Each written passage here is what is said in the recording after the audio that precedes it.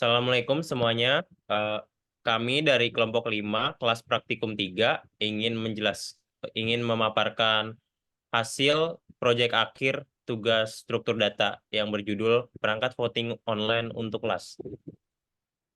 Untuk anggotanya, saya sendiri Azril Teddy Muhammad dengan NIM G640122110 dengan Afif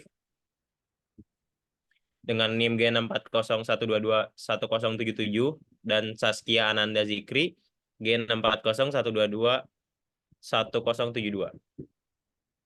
Untuk latar belakangnya, proses pemungutan suara dalam kelas dapat dilakukan untuk memilih perangkat kelas untuk menentukan rencana, topik, dan sebagainya. Pemungutan suara secara tradisional yang dilakukan secara manual seringkali dihadapkan dengan berbagai tantangan seperti kecurangan, pungutan suara ganda, atau validitas dan kerahasiaan suara yang kurang rahasia. Solusinya, kami membuat perangkat yang dapat melakukan untuk pemungutan suara, perhitungan suara dengan cepat, aman, dan lebih tepat. Untuk fitur-fiturnya, kami mendaftarkan pemilih dan calon, selanjutnya melakukan pemilihan dan perhitungan suara, selanjutnya keamanan untuk mencegah kecurangan dan voting ganda, dan proses perhitungan suara, yang terakhir pencarian, penghapusan, dan perbaikan data pemilih.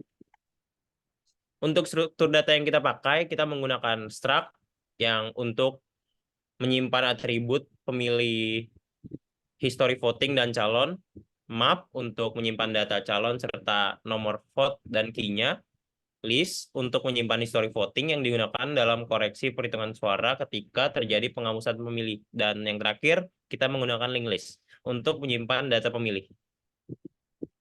Selanjutnya kita akan melakukan demo program. Baik, di sini saya akan melakukan demonstrasi dari programnya.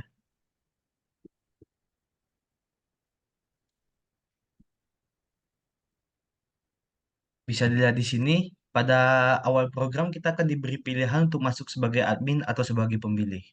Yang pertama kita lakukan adalah kita dapat masuk sebagai admin. Lalu di sini ada pemeriksaan kredensial, yaitu kita harus memasukkan password admin. Di sini sudah di set passwordnya adalah admin. Kita dapat melakukan 7 aktivitas pada sesi admin ini. Kita bisa mendaftarkan calon terpilih, mendaftarkan pemilih. Kita juga dapat menghitung total suara, mencari pemilih, menghapus pemilih, perbaiki nama pemilih, serta melakukan voting instan. Untuk fitur voting instan ini sebenarnya fitur percobaan sekali biar votingnya tidak memakan waktu yang lama. Kita dapat mencoba tambah daftar calon terpilihnya. Data calon berhasil dimasukkan. Ini tambah daftar calon terpilihnya menggunakan file. Jadi file itu sudah sebelumnya sudah dimasukkan data-data calonnya. Jadi kita tinggal lakukan perintahnya. Sama seperti tambah daftar pemilih. Tambah daftar pemilih berhasil dilakukan. Kita coba hitung total suaranya. Hitung total suara karena belum ada suara. Jadi hasilnya masih segini.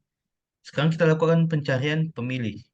Kita masukkan ID misalnya 1, 2, 3, 4, 5. Di sini ada namanya John dan status pemilihannya belum memilih. Lalu kita lewat dulu penghapusan, kita langsung ke perbaiki karena kita coba 1, 2, 3, 4, 5 data ada dan kita dapat mengubah nama. Misalkan kita ganti namanya jadi Juan serta passwordnya. Untuk passwordnya sendiri kita tidak usah ganti jadi biasa saja. Kita kasih ini. Lalu kita lakukan voting instan untuk melihat hasil perhitungan suaranya.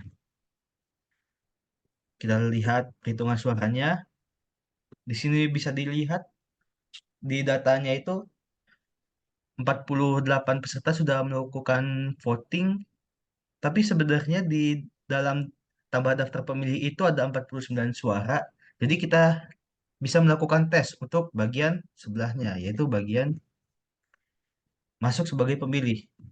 Di sini kita bisa melakukan voting dengan atau tampilkan perolehan suara. Kita coba tampilkan perolehan suara. Di sini bisa kita lihat sama dengan sebelumnya. Lalu kita coba voting. Kita masukkan ID yang belum ini 50311. Masukkan password, passwordnya itu pas. Terus ada 3 calon terpilih yang bisa kita pilih. Kita masukkan nomor vote-nya yang di sebelah kiri, antara 1 sampai 3 kita pilih 1. Voting berhasil. Lalu kita lihat tampilan perolehan suara.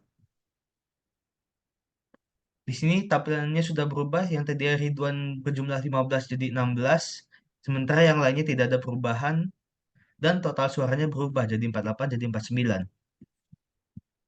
Oke, kita kembali ke sebelumnya. Sebagai admin,